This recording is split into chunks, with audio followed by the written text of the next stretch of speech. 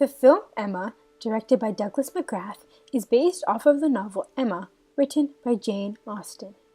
The film, as well as the novel, takes place in rural England during the 1800s. The story revolves around the main character Emma. Emma is a young woman who thinks of herself as a romantic matchmaker in her small town in rural England. When her governess Miss Taylor gets married and goes to live with her husband Mr. Weston, Emma proudly takes credit for having brought the couple together. Several family members and friends disapprove of her matchmaking. However, she ignores them and attempts to set up Mr. Elton, a minister, and Harriet Smith, an unsophisticated young woman entering society. However, this backfires, as Mr. Elton is not interested in Harriet. Instead, he is interested in Emma. Over the next few months, the several gatherings reveal who loves who. Emma is briefly attracted to a charming man named Frank Churchill. However, it is later discovered that he has been secretly engaged to a woman named Jane Fairfax. After this news is discovered, Harriet states that she is interested in Mr. Knightley. Emma isn't too pleased with this, as she feels the same towards Mr. Knightley. In the scene you are about to witness, Emma goes to visit Harriet and discuss the situation with Frank Churchill. And after some discussion, Harriet reveals that she is interested in Mr. Knightley. Emma is in complete shock of what Harriet just said, as she has just realized that she too is in love with Mr. Knightley. She later talks to Mrs. Weston, her old governess, and reveals her true feelings towards Mr. Knightley. Emma attempts to take her mind off of Mr. Knightley. However, she is unsuccessful. This scene was chosen as I felt it helped to improve the movie itself. For the most part, the director stayed true to the novel. However, this scene was changed greatly from the novel. In this scene, Emma reveals that she loves Mr. Knightley. However, in the novel, this never happens. Emma does not admit that she loves Mr. Knightley. Her love for him is only revealed once Mr. Knightley proposes to her and she accepts. This scene was chosen as it best represents directorial liberties. This is because the decision to add a scene where Emma professes her love for Mr. Knightley was a decision solely made by the director. This decision was very clever, as it allowed for the audience to better understand the plot and events occurring in the novel. In the novel, it was sometimes unclear whether Emma loved Mr. Knightley until the very last chapter, and by adding a scene where Emma professes her love for him, it provides context for the scenes following. In the scene following the one where she professes her love for Mr. Knightley, we see how affected she is by the situation and how much she really loves him. These scenes provide more context to the plot because the entire story revolved around Emma not wanting to marry. Therefore, by her admitting she loves Mr. Knightley and showing how much she truly loves him, it not only makes the movie more interesting, but also adds to the central theme of the play. This scene also adds to the plot as it validates the viewer's thoughts on Emma's feelings towards Mr. Knightley. Overall, I feel that through the setting, music, casting choices, wardrobe, and media conventions, the director was able to thoroughly improve from the novel.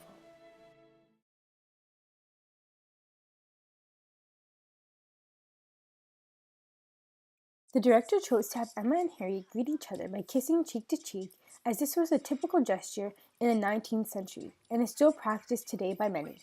If I'd known, I would have cautioned you. Caution me? The director also chose to film this scene inside of the home of Harriet to allow viewers to get a sense of what a typical home in the 19th century looked like. The director's goal was to ensure that he stayed true to the 19th century culture, all while making it interesting for the viewers. From the picture frames on the wall, to the wallpaper, to the furniture, it all represents a typical 19th century home. The cuts between camera angles gives off the sense of a fast-paced scene, thus enhancing it. McGrath decided to bring American actress Gwyneth Paltrow to play the role of Emma. Gwyneth did an excellent job of portraying the character Emma. Both her accent and her attitudes reflected that of a typical woman in the 19th century. This is what the director was going for. She also starred in several other movies, including Shakespeare in Love, proving that she was perfect for the role of Emma. In this conversation between Emma and Harriet, Emma's true feelings are beginning to be revealed. We also see how oblivious Harriet is in this situation. British costume designer Ruth Myers created and designed the clothing for the film. She wanted to mirror the lightness of the script within the costumes and give a spark of color and life to the early 19th century setting. The costume designer did an excellent job of reflecting the time period through the costumes. This allowed for the audience to get a better sense of what it was like in the 19th century. The novel was more geared towards a more mature audience as it used several words and phrases that may only be understood by a more mature audience. However, the director chose to expand the target audience and gear the movie more towards families. By expanding the target audience, the director was able to share a great novel which was easy to understand for all ages. This shot of Emma being closer to the camera and Harriet being in the distance gives off the impression that Emma is the important person in the scene. As well, it provides more emphasis on Emma, as she is a larger character. The idea of his feeling more for her than he really does. The same frame being shown for a long period of time gives off the impression of a low point in the movie. It is also the point in which the movie changes direction. To a man who you admire so much. The lush forest and nature surrounding the scene assist in reflecting the time period which the movie took place in. As I have so long thought. I love him so dearly, so greatly. Outside of you and Father, his is the opinion which matters most. Oh, dearest child. I did not know it until poor Harriet said she had the hope of him returning her feelings, and then I felt ill that I could lose him, and I knew that The close-up of Emma's face, when she reveals that she loves Mr. Knightley, reveals what she is saying is important. As well, the background being blurred provides more of a focal point in the scene. Just before he left town, he said, The rapid change in scene reveals that Emma is having a flashback of a significant moment in her life.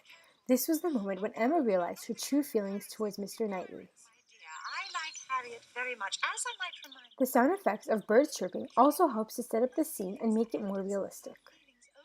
Both hair and makeup play an important role in any movie, as they not only reflect specific traits about a character, but they also assist in portraying a certain time period.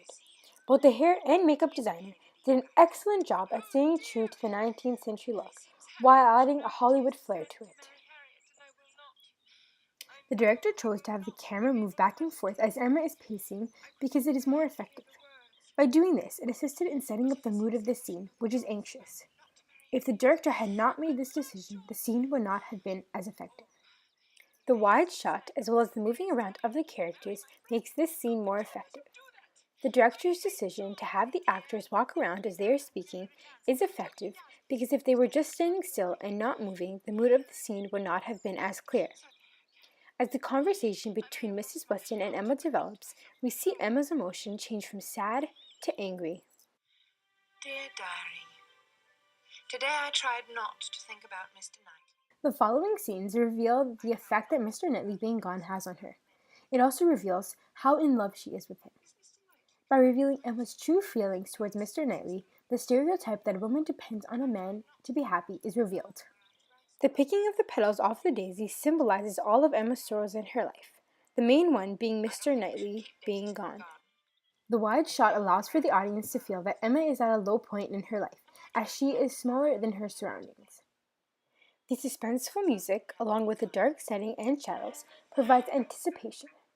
In the novel, the suspense and anticipation was not built, as there wasn't any music or dark shadows. By using shadows and suspenseful music, it not only sets the sorrowful mood of the scene, but also keeps the viewer intrigued, thus enhancing it compared to the novel.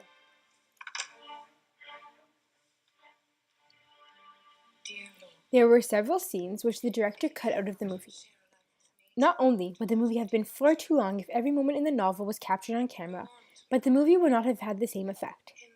When a movie drags on for far too long, the audience may lose interest. Therefore, in order to satisfy a Hollywood audience, the director had to cut out some of the scenes as well as change some and add others. For example, the scene you just viewed was an example of a scene that the director added to make it more suitable for a Hollywood movie.